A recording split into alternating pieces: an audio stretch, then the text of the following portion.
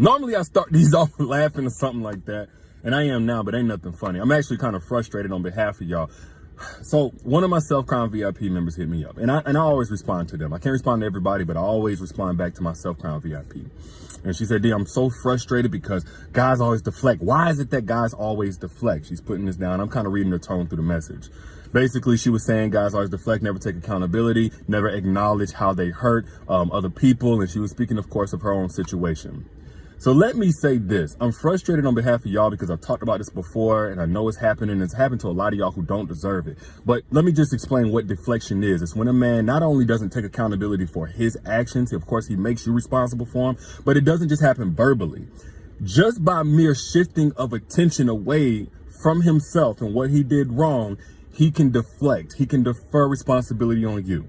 Let me give you an example, because I think we all pretty much know what deflection is. It's when, I only did this because of you. Or, I didn't do that. You did this or something like that, right? But it goes deeper than that. Put I down in the chat if you ever caught a guy up in his wrong and he got more mad at you for catching him up and how you caught him up than what he was mad about himself doing what he did. Like that took the attention of the whole conversation. Put I down in the chat.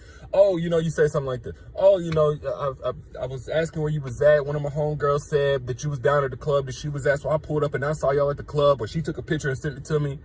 And then the whole conversation starts to be about, you got people stalking me. You got people investigating. You got private investigators out here taking pictures of me. Put I down in the chat. Or if you ever, I was wondering what you was doing. I saw some calls come in. You was in the shower and the call came in. And I was wondering what was going on. So I went ahead and I looked in your phone. And I saw that you've been texting the girl. You've been tripping out with your exes and all these chicks or whatever. You went through my phone. That's also deflection. Okay, it's not just whenever you catch a man up and then he just literally says, "Hey, not me, you." It just shifting of the energy. If he doesn't let whatever he did wrong hold its own space, so that how he made you feel can also have space, that's deflection.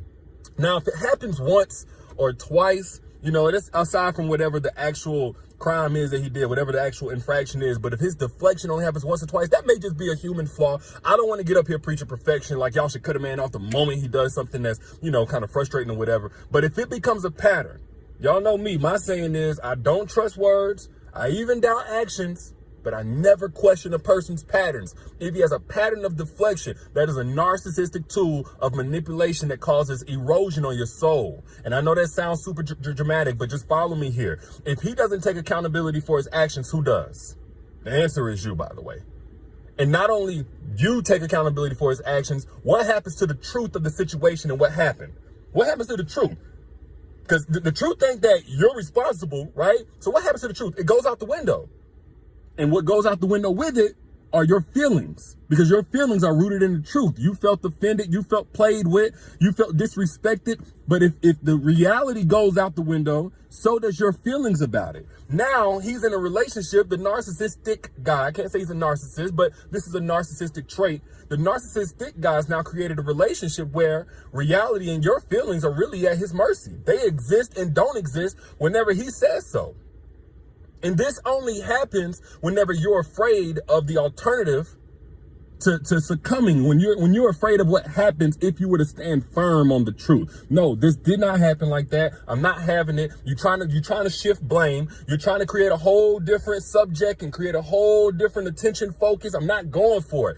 This only happens whenever you're afraid. And why would you be afraid? I found that good women especially are afraid of leaving or whatever should be the alternative to dealing with this kind of stuff for one of three reasons. Either one, they're afraid of what other people may say, which is an egotistical thing. They don't want their ex to feel validated. They homegirls or their mama, they try to warn them about this dude to feel validated and be right. So they're going to be determined to be right.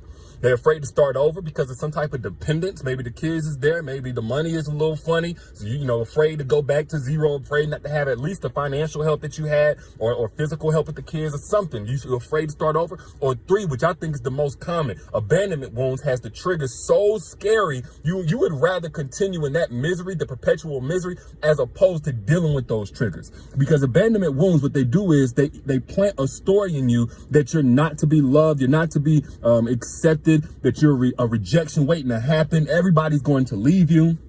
right? So and when you're dealing with wounds, they don't apply logic to a situation. They don't really discern. This is why I always preach healing. I'm so big on that, because wounds don't allow you to discern what's good and what's not good, what's right and what's wrong. It just says survival.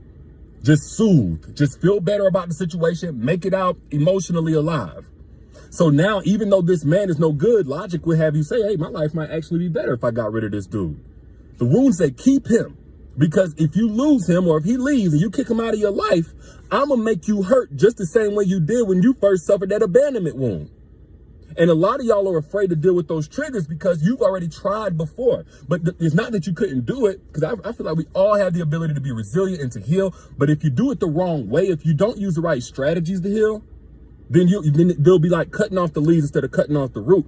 You tried to heal from your last relationship whenever this happened, and you couldn't, because the real wound happened in childhood with mama or daddy that wasn't there for you. Now that gets a little deep, so we ain't gonna go there right now, but y'all get what I'm saying. So now you would rather stay in this miserable, toxic relationship with this guy who does not take accountability, as opposed to facing the triggers and healing and going through this, that, and the other. Now what gets created? A relationship again where he doesn't have to respect your absence. And when a guy doesn't respect your absence, he will have you chasing him.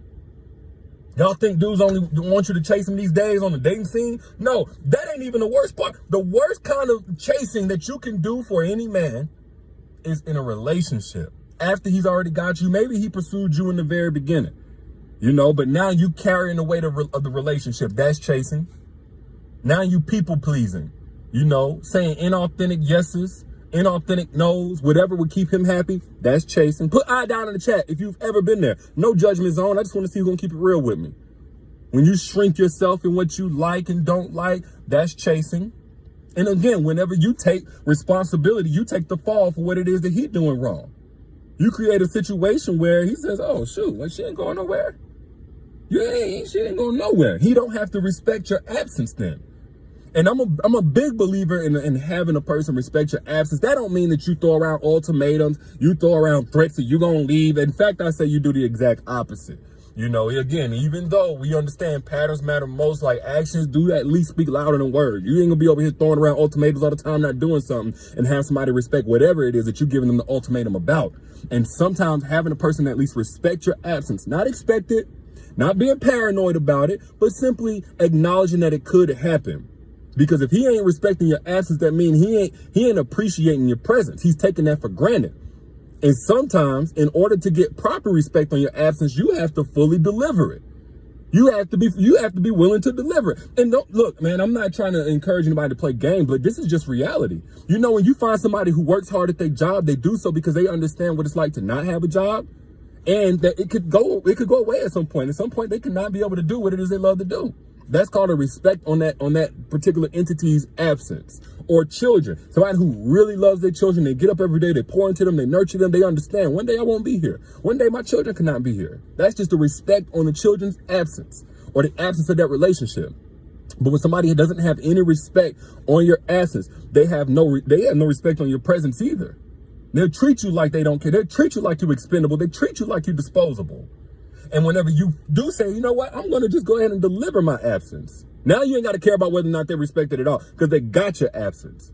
You make room for somebody who will show you that they appreciate you. Not somebody going to have you take it for granted just so you can say that you're taken. But you're going to make room for somebody that don't have you having to prove all of this, that, and the other, and stand firm on boundaries. All you got to do is express yourself when a man truly appreciates your presence. When a man does appreciate and respect your absence. He says, I don't want that. I don't want my lady to leave me. Not that she about to or anything like that, but I got in the back of my mind, I got something that's a treasure. Anytime you got something that's a treasure, there's somebody else that wants to take your spot. There's somebody else that would love to have what you got. That doesn't mean that a man got to walk around fearful or with his tail tucked between his legs or simping or anything like that. He just understands what he has. It's just common sense. When a man has a really nice vehicle, he takes care of it. If he got in good sense, again, he takes care of it. He washes it, cleans it, maintenances it. He gonna make sure it's put up in secure places. He don't just leave the doors unlocked. He don't just leave money hanging on the dashboard. He don't treat it any type of way. He appreciates it, and it comes across in his actions. That's what happens when a man appreciates something. And when you get rid of that guy that doesn't respect your absence, you make way and you attract the man that does. You attract a man that's going to show you that he appreciates you and he wants you in his life. And of course, it goes deeper than that, but I talked about that on my masterclass, The Secrets to Making Evolved Men Crave You. If you have not gotten access to that, where I describe how to make evolved men chase after you. And when I say chase, I'm really talking to the pursuit, being intentional, being consistent, applying pressure in a sense, like just making it very clear, no vagueness, no blurred line, no gray area about what they want from you. If you want that from a truly evolved man that you don't have to raise because he's already evolving, he's already grown whenever he comes into the relationship, click the link pinned right here in the comment. I put the link right there. In case you guys missed it last time, you got another chance. Get access to this masterclass where I broke down the strategies that have already worked for thousands of women on how to attract an evolved man, actually evolved men, so you can choose the right one for you. It's also in the caption whenever you back out. But moral of the story is this. When a man doesn't respect your absence, he's gonna have you chasing after him. It's going to be one-sided. And when anything is one-sided, just like if you were lifting a couch or something like that, and you're the one carrying all the weight, it's gonna run you thin. It's gonna run you in the ground. It's gonna have you stressed out. It's gonna have you paranoid. It's gonna have you gaining or losing unhealthy weight, all because you are afraid of the alternative. All because, again, you allowed him to not have any accountability for his actions by way of natural consequences of those actions. When a man is deflecting every little thing that he does wrong, and he's not taking your feelings serious, and he doesn't have to face consequences for that, you accept the consequences now of letting somebody be in your life who doesn't deserve you. Too much of a price to pay, if you ask me. But those are just my thoughts. Y'all share this if you got anything from it. Bless somebody else on your timeline. Don't be selfish. Bless somebody else who needs to hear this message by sharing it. And again, get access to the masterclass, Secrets to Making Evolved Men Crave You, down here, pinned right here. Pinned at that link right there. Click get access if you want more on this conversation over an hour where I really went in.